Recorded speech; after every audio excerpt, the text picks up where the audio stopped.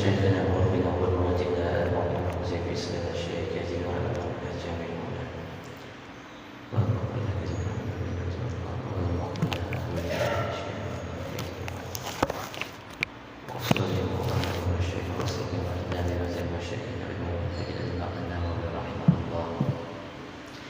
بأن الله يغفر درجات في الجنة وينفعنا ويحفظنا ويسرنا ببركاته وصلاته وأنواره وعلوم في الدين والدنيا والآخرة ثم إلى أرواح آبائنا وأمهاتنا وجداتنا وجداتنا وإخواننا وأخواتنا وقرباتنا وجيراننا ومن ظلمنا أو أساءنا إليه ولجميع المسلمين والمسلمات والمؤمنين والمؤمنات بأن الله يتغشاهم بالرحمة والمغفرة ويسكنهم الجنة رحمة الله ورضوانه عليهم أجمعين آمين. الفاتحة. أعوذ بالله من الشيطان الرجيم. بسم الله الرحمن الرحيم. الحمد لله رب العالمين الرحمن الرحيم مالك يوم الدين إياك نعبد وإياك نستعين اهدنا الصراط المستقيم صراط الذين أنعمت عليهم غير المغضوب عليهم ولا الضالين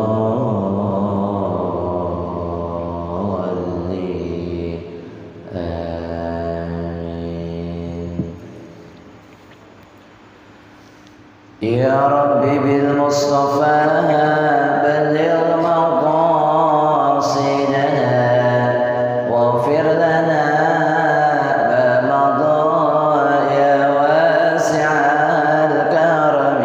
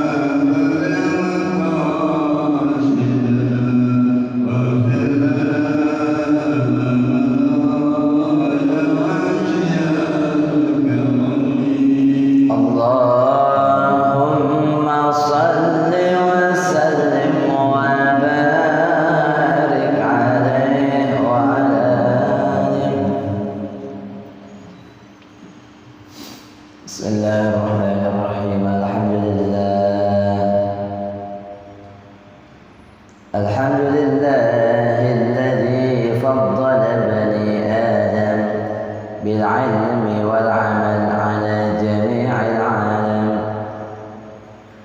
أشهد أن لا إله إلا الله وحده لا شريك له، وأشهد أن سيدنا محمدا عبده ورسوله لا نبي بعده.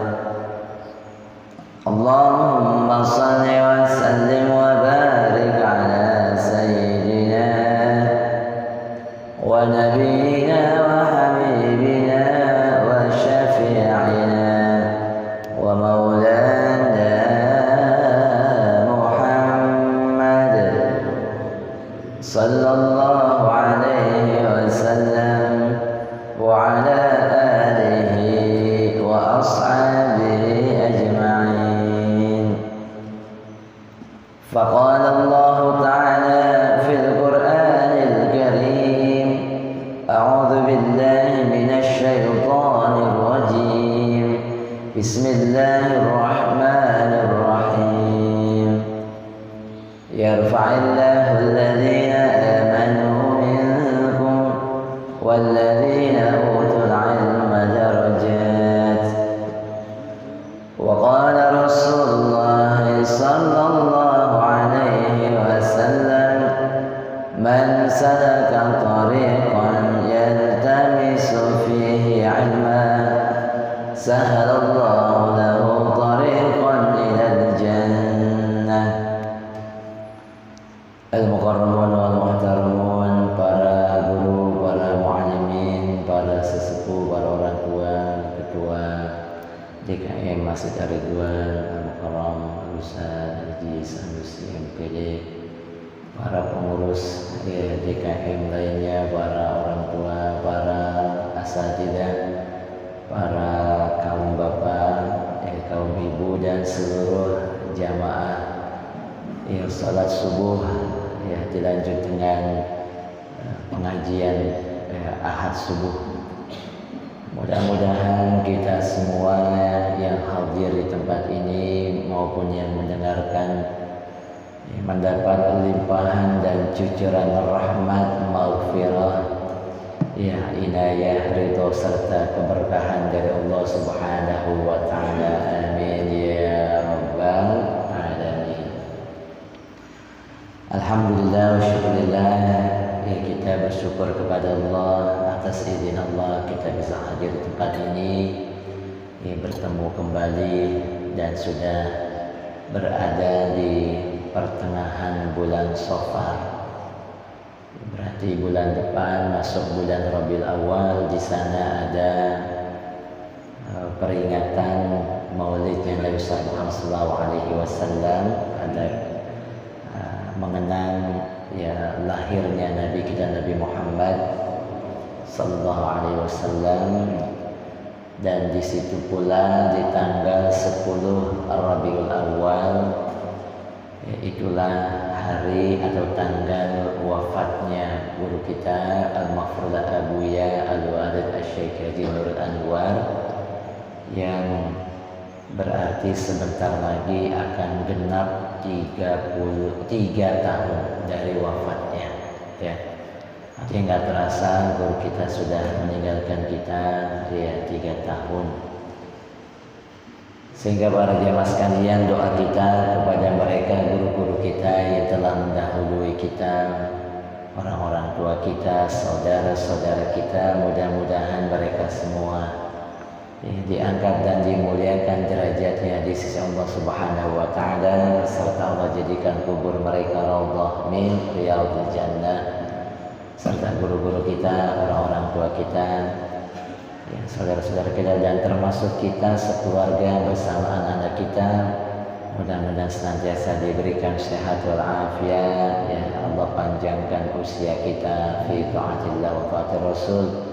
Allah jadikan rumah tangga kita rumah tangga yang sakinah, mawaddah, warahmah. Allah jadikan anak-anak kita anak-anak yang saleh dan salehah, Dan mudah-mudahan kita semua, masjid kita, kampung kita senantiasa diberikan limpahan keberkahan dari Allah Subhanahu wa taala. Amin ya rabbal alamin.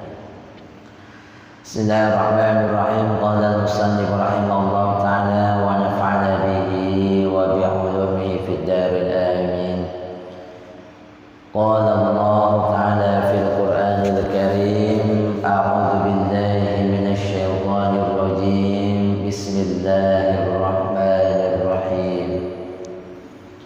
Bal iyyahu tad'una, tetapi kepadanya lah, kepada Allah lah di mana kamu semua berseru. Fayakshifu ma tad'una ilaihi insya'a, maka kemudian Allah Subhanahu wa taala yang menghilangkan segala macam bahaya dari apa yang kamu panjatkan doa kepada Allah Subhanahu wa taala, insya'a, jika Allah menghendaki. Wa tansawna ma tusyrikuna, dan kemudian kamu tinggalkan sembahan-sembahan yang kamu sekutukan, yang dulunya kamu sekutukan dengan Allah Subhanahu wa taala. Jadi para jamaah sekalian yang dirahmati Allah Subhanahu wa taala, bahwa pada zaman Nabi kita, Nabi Muhammad sallallahu alaihi wasallam, ya, di mana Nabi melakukan hijrah, meninggalkan kampung halamannya, yang kemudian kampung halamannya ya, kaum kafir Quraisy, ya, mayoritas masih dalam kondisi yang belum beriman, di mana yang mereka sembah adalah berhala, yang jumlah berhala pada saat itu di wilayah Mekah mencapai 360 berhala, ya. Artinya jumlah berhalanya bukan satu, tetapi ada 360 ya berhala. Tetapi dari ratusan berhala itu ada 4 berhala utama. Ya, ada 4 berhala utama yang disembah oleh masyarakat Arab jahiliyah. Yang pertama adalah Hubal, yang kedua adalah Latta, yang ketiga adalah Uzza, dan yang terakhir adalah Manah. Nah, kemudian ketika Nabi kita Nabi Muhammad SAW berawal dari berkembang pesatnya kehidupan beragama, yang memeluk agama Islam yang ada di Madinah, sampai kemudian terjadinya Fathu Makkah, yang kemudian dibersihkan berhala-berhala itu, yang kemudian ya tidak sedikit di antara kaum kafir Quraisy yang akhirnya beriman kepada Allah dan Rasulnya.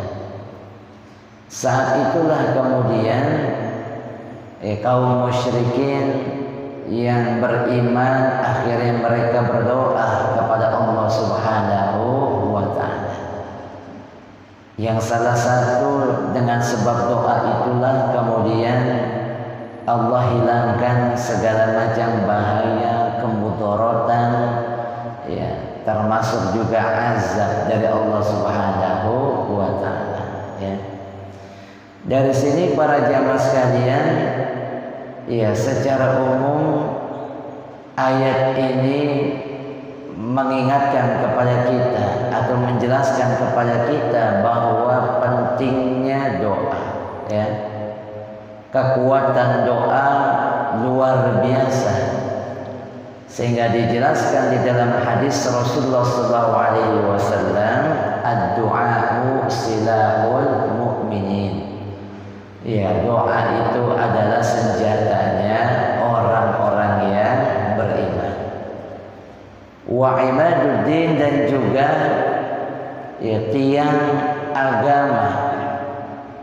Berarti kalau tiang agama, maka tiang ini menjadi sesuatu yang ya sangat penting. Tidak akan berdiri sebuah bangunan kalau nggak ada apa? Tiang. Ya bagaimana kita ingin menerapkan atap kalau nggak ada tiangnya? Iya, tembok tanpa tiang rubuh, kan seperti itu.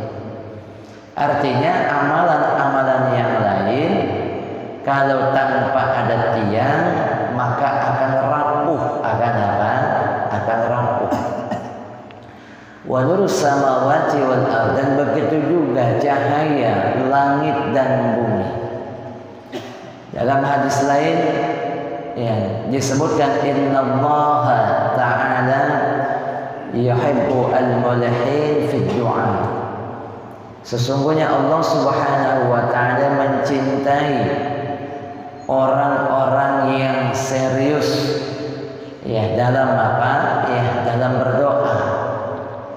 Nah, dari sini para jamaah sekalian, yang pertama bahwa doa ini senjatanya orang yang beriman.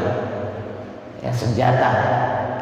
Ya, orang kalau ke medan perang ya kemudian tanpa membawa senjata ya kira-kira menang atau kalah. Kalah gitu ya. Nah, makanya ada kaidah la yatimul wajibu illa bihi fahuwa wajibun. Tidak akan sempurna kewajiban itu kecuali dengannya, maka bermula ianya yaitu wajib. Ya, ini seperti orang belajar. Orang belajar. Orang belajar apa yang membuat ia bisa mengerti. Contoh orang yang ingin belajar membaca Al-Quran. Apa hukum belajar itu adalah wajib. Adalah apa? Thalabul ilmi fardhatun ala kulli muslimin wa muslimatin. Ya, apalagi Al-Quranul Karim. Ya. Makanya para jamaah sekalian, ya pelajarilah Al-Quran. Ya, karena ya Al-Quran ini menjadi penentu. Ya contoh umpamanya orang sholat ya, kemudian nggak bisa baca Quran, baca Fatihah berantakan, kira-kira sah atau enggak? Ya. Nah sehingga para jamaah sekalian, jika ada anak kita atau siapapun dia minta diajarkan baca Al-Quran, tetapi Al-Qurannya nggak dibawa, itu kira-kira bocah bisa nggak itu ngaji? Ya. Oleh karena itu memiliki Al-Quran karena perintah belajar itu wajib, perintah belajar itu wajib. Ya apalagi Al-Quranul Karim ya sebagai pedoman hidup kita, maka memiliki Al-Quranul Karim juga hukumnya wajib. Ya itulah kenapa disebut doa itu sebagai senjatanya orang yang beriman. Nah kemudian di dalam hadis yang lain Allah Subhanahu wa taala mencintai orang-orang yang serius dalam berdoa. Sehingga kesimpulannya adalah bahwa jika kita ya ingin berdoa akan menggunakan senjata, ya itu kan orang menggunakan senjata kan nggak asal-asalan kan begitu. Mau ngapain kamu ke medan perang? Bisa pakai senjata? Kagak. Lah buat apa? Tenteng-tenteng doang itu. Ya. Maka saat itu para jamaah sekalian, agar kita mendapat kecintaan dari Allah, maka saat berdoa apa? Saat berdoa serius. Ya, saat berdoa apa? Ya serius. Maka orang yang berdoa secara serius, bersungguh-sungguh, atau ada lagi yang menyebutnya doalah kamu dengan doa yang tulus. Apa yang dimaksud dengan tulus? Pertama, hatinya bersih, ya, semata-mata ia berdoa lillahi ta'ala. Kemudian yang kedua adalah ia bersungguh-sungguh dalam apa? Dalam berdoa. Nah, sebagaimana hal ini dijelaskan oleh Syekh Abdurrahman Al-Laqani, di mana ia mengatakan bahwa ad-du'a'u yusalu ilal matlubi, ya, bahwa doa itu sampai kepada yang diminta, walau sadara min kafirin, meskipun doa itu berasal dari orang apa? Orang kafir. Jadi perihal doa itu diterima atau tidak bukan pada persoalan apakah dia beriman atau tidak, ya, beriman atau apa atau tidak. Ya, beda sama sholat. Ya, bagaimana supaya orang sholatnya sah? Maka penuhi syaratnya. Baru setelah syaratnya dipenuhi, ya, jalankan rukunnya, kan begitu. Apa syaratnya? Yang pertama adalah beragama Islam. Mereka yang belum Islam, ya, tiba-tiba sholat, melakukan gerakan sholat, maka sholatnya tidaklah diterima. Orang puasa, apa syarat syah puasa? Yaitu dia beriman kepada Allah Subhanahu wa ta'ala. Orang berangkat haji, apa syaratnya agar haji diterima? Salah satunya adalah dia beriman kepada Allah Subhanahu wa ta'ala. Kan seperti itu tuh. Seperti apa? Ya, seperti itu. Artinya para jamaah sekalian, bahwa hal ini berbeda dengan doa. Siapapun yang minta, kalau ia bersungguh-sungguh, maka doanya dikabulkan. Ya. Dalam hadis yang lain, hadis riwayat Imam Ahmad, dakwatul, ya, ad-du'a, ittaqu dakwatal mazlum. Berhati-hatilah olehmu terhadap doanya orang yang dizalimi. Ya. Doanya orang yang dizalimi. Makanya jika ada orang lain menzalimi kita, itu sebenarnya kesempatan kita untuk apa? Berdoa. Ya, coba diingat-ingat, jangan-jangan kita bisa seperti ini, karir kita naik, ya, rezeki kita melimpah. Bisa jadi salah satu sebabnya adalah karena ada orang yang apa?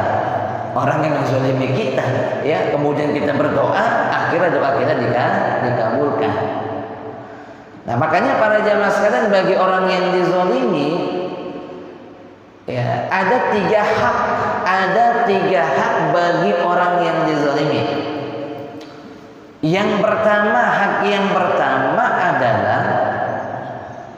Hak yang pertama adalah orang yang dizalimi boleh membalasnya. Boleh apa? Boleh membalasnya. Jadi kalau kita dihina, ya, silakan balas menghina lagi. Boleh. Ditampar sekali, balas sekali. Oh, boleh. Itulah yang kena hukum kisos. Nyawa dibalas nyawa, tangan dibalas tangan, dan lain sebagainya. Ya, kita dihina, kunyuk loh, gitu umpamanya. Boleh nggak kita balasin? Boleh. Tapi ingat, ya, jangan kelewat. Nah, ini kan kadang-kadang, ya, dihina sekali, balasnya lebih. Kunyuk loh, mendingan gua kunyuk daripada lo kunyuk, gue ngepet, gue darat, gitu kan, kingkong lo. Banyak kan dia ngebalasinnya. Ya. Nah, ini nggak boleh nih, hati-hati nih. Ditampar sekali, balasnya 2 kali. Malah justru dia yang menzalimi. Sehingga kalau ini dilakukan, maka impas sudah, impas. Tetapi ada yang lebih baik dari itu. Yang lebih baik dari itu adalah kita tidak membalasnya, tetapi disitulah kita berdoa. Ya, kita apa? Berdoa. Ada orang yang iri dengan kita, dongki dengan kita, biarin aja. Justru di situ kita apa? Berdoa. Ya. Tetapi ada yang lebih baik dari itu. Ya, ada yang lebih baik, ya, dari berdoa. Inilah yang dilakukan oleh Nabi kita, Nabi Muhammad sallallahu alaihi wasallam. Apa yang dilakukan oleh Nabi? Yang dilakukan oleh Nabi saat Nabi dizolimi adalah Nabi berdoa, Nabi mengampuni, Nabi memaafkan orang-orang yang menzoliminya, sehingga balasannya adalah surganya Allah Subhanahu wa ta'ala. Ya, sehingga kalau ada orang yang menzolimi kita, ya kemudian kita maafin, kan dulu begitu, ya Nabi melakukan hijrah ke Taif. Sebelum Nabi hijrah ke Madinah kan Nabi hijrah ke Taif dulu. Kenapa kok Nabi hijrah ke Taif? Karena Taif itu wilayah yang besar, kemudian dia punya tentara yang juga mumpuni sekelas kaum kafir Quraisy. Nah, kalau Nabi berhasil meyakinkan umat-umat yang ada di Taif, maka mudah-mudahan kedepannya dalam berdakwah Nabi bisa lebih mudah. Tetapi apa kenyataannya saat sampai di Taif, justru Nabi tidak mendapat sambutan, tapi malah disambit, kan begitu. Tetapi saat malaikat menawarkan atas izin Allah untuk membumi hanguskan penduduk Taif, justru Nabi tidak melakukan itu. Justru Nabi mendoakan, barangkali umat Taif belum belum tahu. Nah, ini sama persis ada cerita begini. Dulu Nabi Muhammad SAW pernah pada satu ketika anaknya putri Nabi Fatimah, Sayyidah Fatimah curhat kepada bapaknya, wahai ayahku, aku ini udah 3 hari belum makan. Udah 3 hari belum 3 hari belum makan. Kemudian apa yang dilakukan oleh Nabi kita Nabi Muhammad SAW? Nabi bilang bahwa aku aja 4 hari belum makan. Tapi sebagai seorang tua, akhirnya Nabi keluar mencari makanan.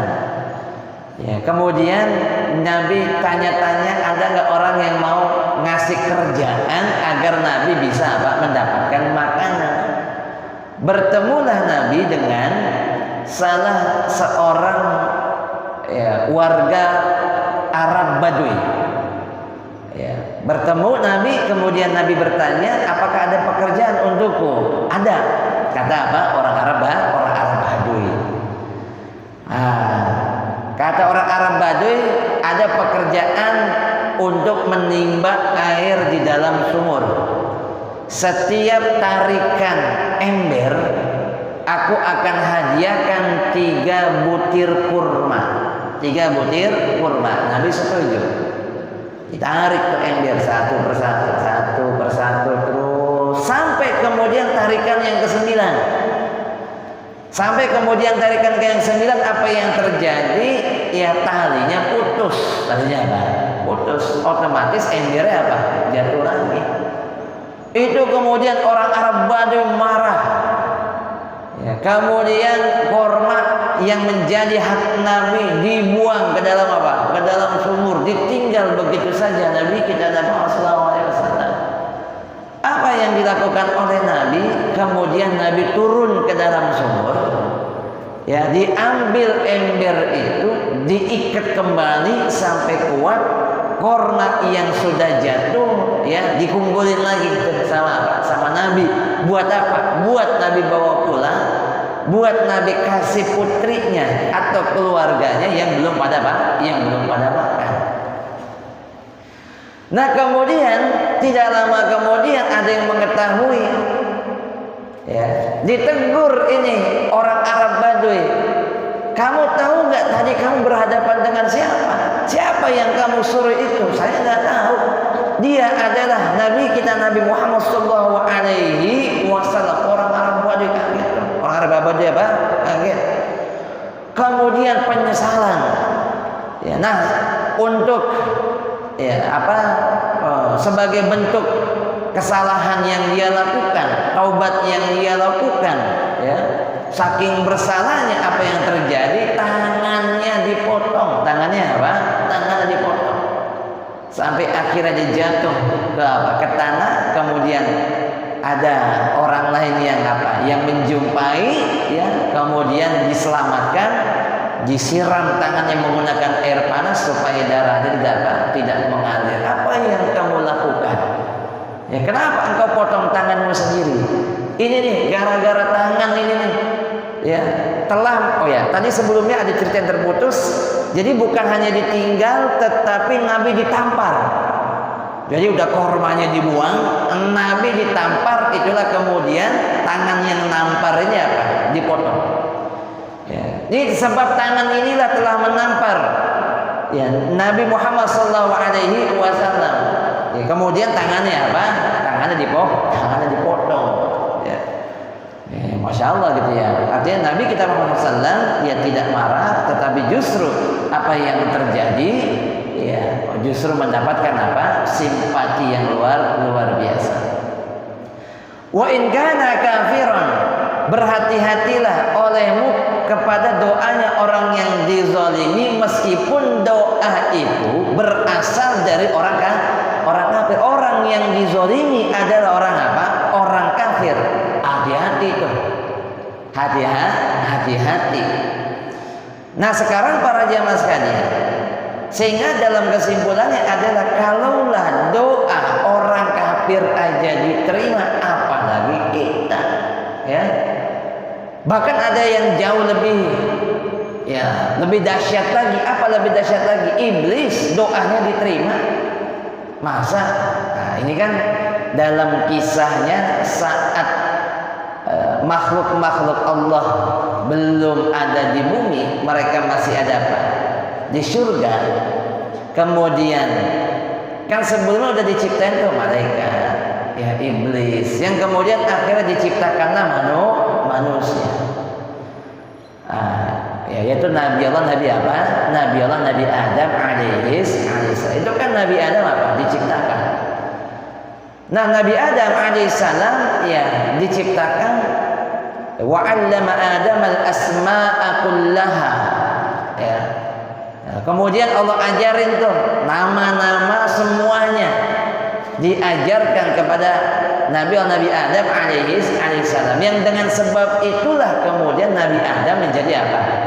Ya, menjadi ngerti. Sedangkan yang lain belum apa? Belum pada ngerti. Sehingga kata Allah, sujudlah kepada apa? Nabi Adam. Bukan sujud penyembahan, tapi sujud penghormatan. Kalau kayak kita sungkeman dah loh, apa? Ya, kita ketemu dengan orang tua, ya, salah satu budaya atau adat atau tradisi kita apa? Sungkeman. Itu kan bukan buat nyembah, bukan, tapi sebagai bentuk penghormatan. Ya, malaikat ya melaksanakan apa yang Allah perintahkan, tapi iblis mah kagak mau. Iblis kagak mau. Apa alasannya? Masa aku menyembah kepada Adam, sedangkan dalam urusan penciptaan aku dibuat dari api, Nabi Adam dibuat dari apa? Tanah. Api dengan tanah lebih mulia apa? Api. Padahal para jamaah sekalian, kalau kita melihat semua sumber daya alam adanya di mana? Adanya di tanah, kan begitu. Termasuk api sendiri adanya apa? Di tanah. Minyak ada di mana? Tanah. Bensin, solar ada di mana? Ya, emas, tembaga, besi, ya, perak. Ya, adanya di mana? Ada di dalam tanah. Ya, maka tanah ya justru menyimpan apa? Ya, kemuliaan atau beraneka ragam sumber daya tadi, yang pada hakikat tanah apa? Mengandung kemuliaan. Artinya pada intinya bahwa iblis enggak mau nyembah, yang kemudian Allah melaknat iblis. Tetapi kemudian saat dilaknat oleh Allah Subhanahu wa taala, ada permintaan atau doa yang dipanjatkan oleh iblis. Apa permintaannya? Qala anzirni ila yaumi yub'atsun. Ya, iblis berkata, ya Allah, Ya, berikan tangguh kepadaku sampai apa? Sampai hari kebangkitan. Ya, sampai hari apa? Hari kebangkitan. Jadi minta ditangguhkan. Untuk apa? Untuk mencari teman, ya, mencari teman supaya nanti di neraka iblis kagak apa? Enggak sendirian, ada apa? Ada temannya. Makanya ngajak umat manusia, ngajak bangsa jin dan lain sebagainya supaya mereka menjauhi Allah, yang pada akhirnya nanti mereka akan apa? Bersama-sama iblis dimasukkan ke dalam nerakanya Allah Subhanahu wa taala. Nah, apa yang bagaimana respon Allah? Qala anzirni ila yaumi yub'atsun. Allah terima nih. Allah apa? Allah terima lah. Kalau iblis saja yang udah membanggakan, ya doanya diterima, apalagi kita orang-orang yang beriman kepada Allah Subhanahu wa taala. Tetapi para jamaah sekalian, ya. Kemudian bagaimana nih cara kita berdoa? Nah, sekarang jadi pertanyaan kita, bagaimana cara kita berdoa atau adab-adab berdoa deh. Adab-adab berdoa. Sama seperti halnya kalau seandainya kami ingin bertemu presiden, bagaimana nih caranya? Ya, nanti kalau udah ketemu bagaimana nih adab-adabnya? Kan begitu. Adab ketemu guru, adab terhadap ilmu, ya. Itu kan ada adab-adabnya itu. Artinya para jamaah sekalian berdoa pun juga ada adabnya. Kita belajar ada apa? Ada adabnya. Ya, kita bertamu ada adabnya. Termasuk kita berdoa pun ada adabnya. Hal ini dijelaskan oleh Syekh Abdul Qadir Al-Jilani. Adab-adab berdoa yang pertama adalah menghadap kiblat. Menghadap apa? Kiblat. Ya, terutama ketika kita ba'da sholat. Ba'da apa? Ba'da sholat. Jadi kalau habis sholat itu kita menghadap apa? Menghadap apa? Menghadap kiblat, ya. Nah, ini para jamaah sekalian, terutama yang statusnya menjadi makmum. Jadi kalau jadi makmum, kemudian habis selesai sholat, ya, jangan apa tuh? Jangan berpindah posisi, tetap di situ. Ya, kecuali ada uzur. Kecuali ada apa? Ada uzur. Aduh, pengen nyari apa? Senderan dulu dah, gitu ya. Tapi kalau misalnya nggak ada uzur, seyogianya dia tetap berada di situ untuk menghadap kiblat. Berbeda dengan imam. Berbeda dengan apa? Dengan imam. Sebab kalau imam, para jamaah sekalian, kalau imam justru tidak dianjurkan menghadap kiblat, tetapi justru dia dianjurkan untuk apa? Ya, menghadap ke arah yang sebelah kanannya adalah apa? Ya, adalah makmum.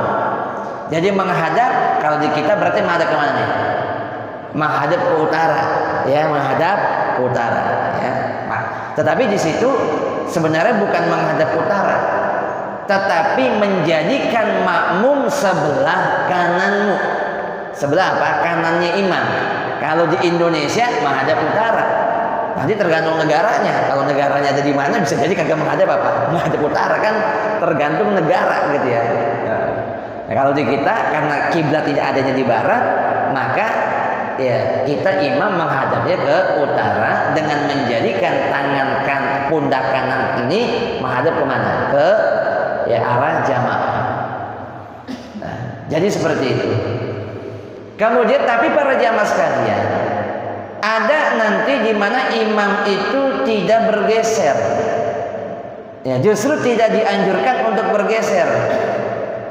Nah, pada saat kapan? Pada saat umpamanya jika yang di sebelah utara, sebelah kanan, ya, sebelah kanan imam, kalau di Indonesia sebelah kanan imam, ternyata banyak kaum wanita, kaum wanita. Nah, itu nggak perlu berpindah. Ya. Kemudian yang berikutnya adalah bagi imam yang ada di Masjid Nabawi. Sebab kalau ia berpindah ke arah kanan, maka ia akan membelakangi makamnya Nabi kita Nabi Muhammad sallallahu alaihi wasallam. Kan makam itu ada di sebelah mana?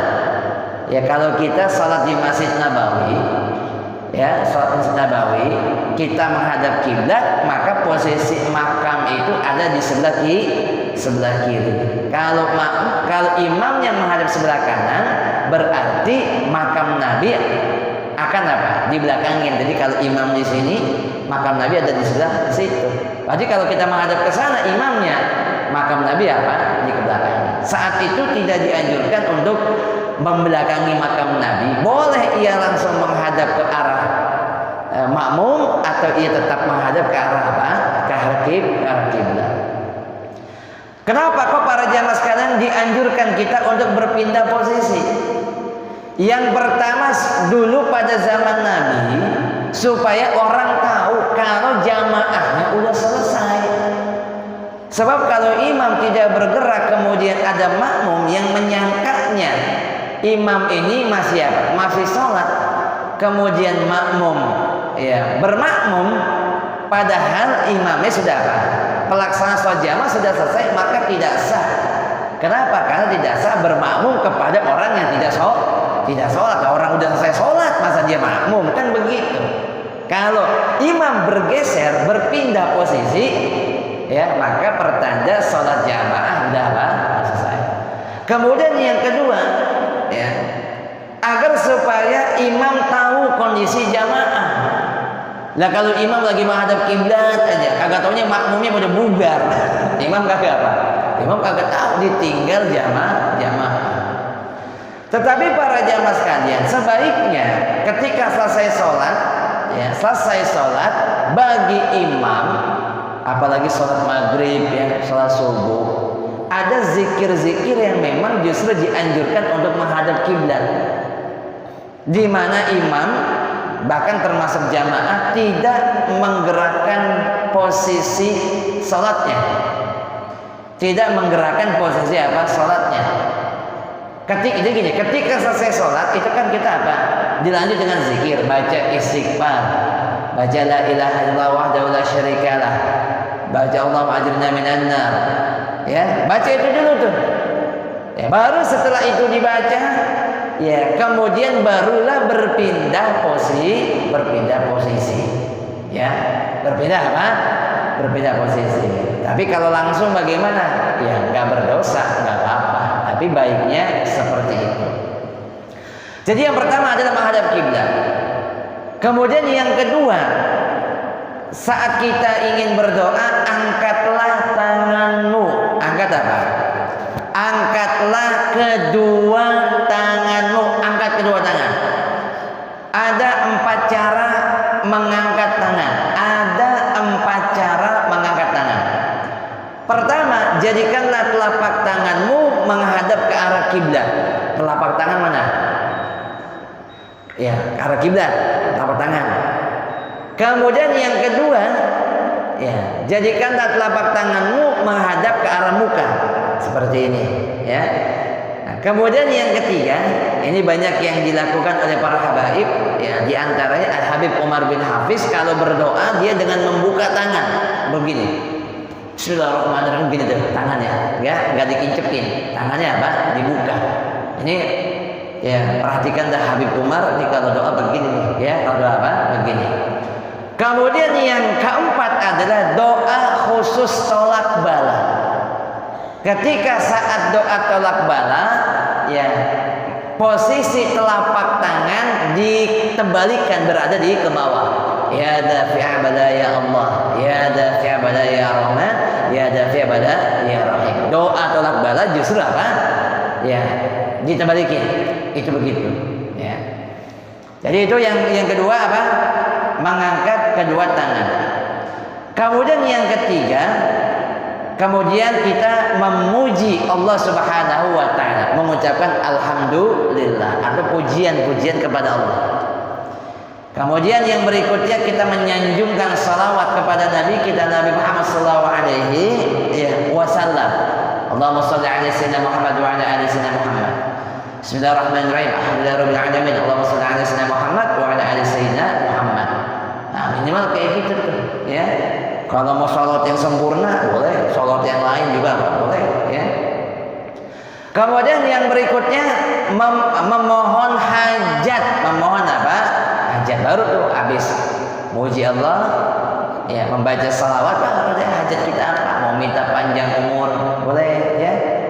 Nah begini, kalau dalam berdoa para jamaah sekalian jangan pakai ada begini. Sebab ada orang yang doa begini, ya Allah, ya mudah-mudahan engkau berkenan panjangin umur aku. Jangan begitu. Jadi kalau doa itu langsung minta kepada Allahumma inna nas'aluka ridhaka, ya Allah kami minta surga. Allahumma tawi umurana, ya Allah kami minta panjang umur, begitu. Jangan pakai berkenan, ya Allah kalau berkenan lah, kalau berkenan. Jadi meremehkan kemampuan Allah kan begitu. Berdoa ya Allah langsung minta. Tidak perlu takut ya. Tidak perlu khawatir, insya Allah doa-doa kita akan diijabah oleh Allah Subhanahu wa Ta'ala. Mohon hajat. Kemudian jangan memandang ke arah langit ketika berdoa. Jangan begini, ngeliatin atas, ngeliatin atas ya. Nah, baru yang terakhir kita usap ya kedua tangan kita kemana? Ke muka. Nah, jadi yang pertama menghadap kiblat ya. Tapi kalau nggak bisa nggak apa-apa ya. Tapi kalau bisa, terutama dalam sholat kita menghadap kiblat. Yang kedua angkat tangan. Nah, ini ingat ya, angkat tangan. Itu Pak Ustaz, kalau yang doanya ya tangannya deplek itu di atas paha itu bagaimana itu? Itu doa yang ya setengah-setengah itu. Ya, doa yang apa? Setengah-setengah. Masa apa setengah-setengah itu? Maksud setengah-setengah itu doanya malas-malasan, itu doanya apa? Malas-malasan, kecuali dalam kondisi yang sakit ya. Pak Ustaz saya nggak kuat ngangkat tangan ini, tangan saya sakit ya. Kalau masih kuat angkat tangan, angkat tangan ya. Baru yang ketiga memuji kepada Allah, keempat mengucapkan sholawat, membaca sebaru, yang kelima ya kita mohon hajat kepada Allah ya. Jangan memandang ke langit. Yang terakhir kita tutup dengan apa? Dengan mengusap ya ke muka. Jadi seperti itu para jemaah sekalian, adab ya dalam berdoa sebagaimana yang dikatakan oleh Syekh Abdul Qadir ya Al-Jilani. Sehingga mari ya kita perbanyak berdoa. Kalau saya sering bilang begini, doa dan ikhtiar dua hal yang nggak bisa dipisahkan. Ya, orang yang ikhtiar ya orang yang berdoa tanpa ikhtiar maka ia adalah orang bodoh. Doa tanpa ikhtiar sama saja dia orang bodoh. Kebalikannya orang yang berikhtiar tanpa berdoa maka orang tersebut adalah orang yang sombong ya. Allah senang dengan hamba yang berdoa, seperti halnya anak kecil yang meminta merengek-rengek kepada orang tuanya. Kita senang nggak? Senang Pak. Apalagi anak masih kecil kan, umur 5 tahun, 6 tahun atau cucu kita minta kepada kita. Senang nggak kita? Senang. Ya, dia minta. Bahkan kalau perlu nggak kita kasih dulu, biar dia ngerengek dulu kan begitu. Kita demen nih yang begini. Nah, begitulah Allah Subhanahu wa Ta'ala. Mudah-mudahan para jamaah sekalian, ya doa-doa kita ya kita terus istiqomahkan dalam setiap waktu, ya terutama waktu-waktu yang mustajab, ya ba'da sholat, saat kita di malam hari dan lain sebagainya. Ya, kita berbanyak berdoa. Yakinlah bahwa doa yang kita panjatkan insya Allah akan ya dikabulkan oleh Allah, diijabah oleh Allah Subhanahu wa Ta'ala. Dan mudah-mudahan dengan doa-doa kita, doa-doa yang baik kita, terutama mintalah doa agar iman dan Islam kita dipelihara ya. Dan doa kita mudah-mudahan doa minta diwafatkan dalam keadaan husnul khatimah. Amin ya rabbal alamin. Para jemaah sekalian yang dirahmati Allah Subhanahu wa Ta'ala, sudah masuk waktu syuruk ya. Insyaallah kita akan lanjut lagi pada pertemuan yang akan datang. Mudah-mudahan semua bisa hadir kembali dalam keadaan sehat ya dan panjang umur semua. Ini saja yang dapat saya sampaikan. mari kita tutup dengan pembacaan ya doa Al-Fatihah.